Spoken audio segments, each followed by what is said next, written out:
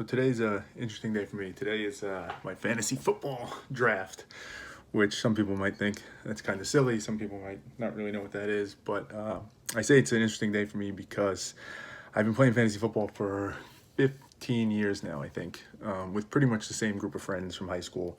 And it's funny because for many of those years, it was a huge deal to me. And it's still a big deal, right? It's fun. We have a good time. It's good, fun competition.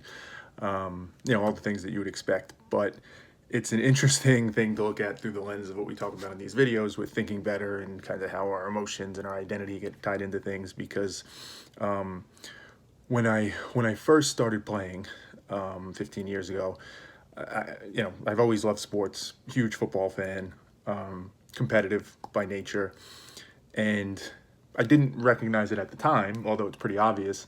But for many of those years, starting in the beginning, it became tied to my identity.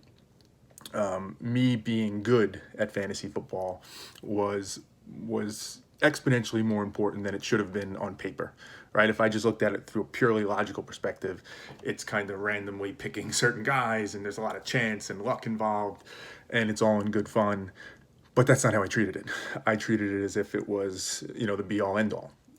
It was super important to me that I won and that I was good and that I beat, my friends in the league. And then I kind of showed myself as the dominant person when it came to that. And it took over my life at times, right? The amount of time that I spent on it, the emotional charge that I invested into it, whether that be happiness and joy when I did well, or anger and frustration when I lost. I am ashamed to say, but temper tantrums as an adult at times, if I'm watching the games and I lost or something bad happened. All the things that I'd look back on now and say, like, yeah, obviously I was acting totally in a way in which this was core to my identity and I needed to protect it at all costs. And part of that was, I think I've referenced it in other videos, probably a correlation here, but at one point I started a startup company around fantasy football and fantasy sports. And that only added to it because then it became even more part of my identity. This is a profession that I'm seeking. This is a venture that I'm trying to start up. So I have to be good at this. It's super important that I be the best. And it's funny to look at now because my perspective on that has changed. I still play, I still have fun, but what's changed is the identity piece, right? And it wasn't directly through any deliberate actions per se. It's just as I've evolved and matured a bit and gained better perspective, and I've started to focus my time on other things that, frankly, I just deem more important. That became less critical part of my identity, right? And part of that is probably the fact that at a point in time when I was playing for a number of years, I probably wasn't feeling fulfilled in other parts of my life, with in terms of my career and other things I was doing. So I kind of latched onto that and said, that's the thing I have to be good at. I have to be good there because that brings me the satisfaction of the fulfillment, as ridiculous as that might sound, because it's a game and it's mostly luck. But that's how I felt. And that's why I took it so serious. And I would fight with friends and I would argue, as I said, right? Be cranky to my family, all those things, because that was the thing, right? For me, that was the thing that was one of the key tenets of my identity. And as I started to get fulfillment and diversify from other areas, as I started to gain better perspective and kind of look at it more objectively, I've started to recognize that that doesn't make sense for me. And maybe for some people it does. Maybe it is that important. Maybe they care about it that much. I'm not passing judgment per se. Just for me personally, it was an unhealthy relationship with it. As most things are, right? We talk about all the time on here, politics, social views, ideologies, religious views, whatever it might be.